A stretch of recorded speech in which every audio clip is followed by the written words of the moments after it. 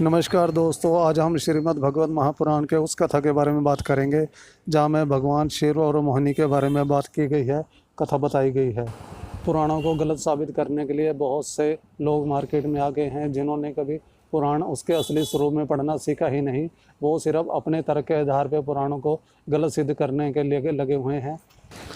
वो लोग समझते हैं जैसे आम इंसानों का शरीर होता है, भगवानों का शरीर भी वैसा होता है, लेकिन वो भूल जाते हैं जब भगवान देवी देवता शब्द आ जाता है तो उनका शरीर इंसानों के शरीर से अलग हो जाता है और इसलिए वहाँ पे उनके सारे तर्क भी गलत हो जाते हैं।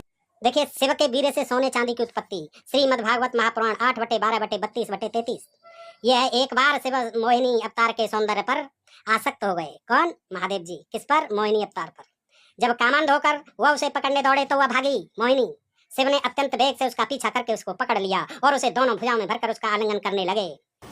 भगवान और देवी देवता जब किसी चीज़ को बनाना होता है, किसी चीज़ को उत्पन्न करना होता है तो वो अपनी माया रचते हैं और जब तक हमें उस चीज़ के बारे में नहीं पता तब तक वो माया रहती है और जब हमें उस चीज़ के बारे में पता चल जाता है तो वो क्रिया प्रक्रिया हो जाती है और वो क्रिया प्रक्रिया हमें ऋषियों के माध्यम से हमें प्राप्त होती है, जिसे आजकल भी लोगों को सिखाया जाता है। जो बुद्धिमान लोग होते हैं वो उसको सीखते हैं। वह इधर उधर खिसक अपने को छुड़ाने की चेष्टा करने लगी। अंत में वह किसी प्रकार छूटकर भाग गई।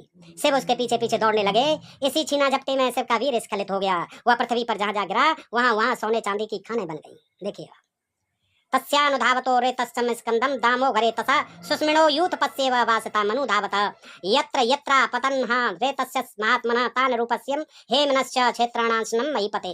श्रीमद् भागवत महापुराण 8/12/32/33। अर्थात कामुक हाथिनी के पीछे दौड़ने वाले मदोन्मत्त हाथी के समान वह मोहिनी के पीछे पीछे दौड़ रहे थे। शिव जी, यद्यपि शंकर का वीर अमोघ है, फिर भी मोहिनी की माया से वह स्खलित हो गया।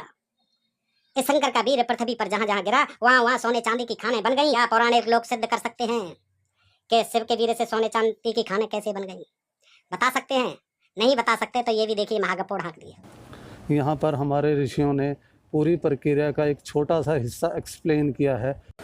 जो व्यक्ति पुराणों को उसके असली स्वरूप में पढ़ना नहीं सीखता वो अपनी बुद्धि से उसके कुछ भी अर्थ बना सकता है, जो कि हमेशा गलत ही रहेंगे। जो चीज़ लिखी गई है वैसा ही सीखना पड़ता है। भारत में ही बहुत से लोग ऐसे हैं जो इस विद्या को, इन पुराणों को पढ़ना सीखते हैं और बहुत से लोग ऐसे हैं जो इन विद्या को, इन पुराणों के माध्यम से उस क्रिया को करना सीखते हैं। भारत में आज भी कई हजार लोग मिल जाएंगे जो इस विद्या को सीखते हैं और भगवान शिव का वीर्य लेकर उसमें से सोने चांदी की सिद्धि करते हैं। जैसे बिना स्कूल गए उन किताबों को पढ़ना मूर्खता है, वैसे ही किसी विद्या को सीखे बिना उसके ऊपर विचार रखना भी मूर्खता ही है।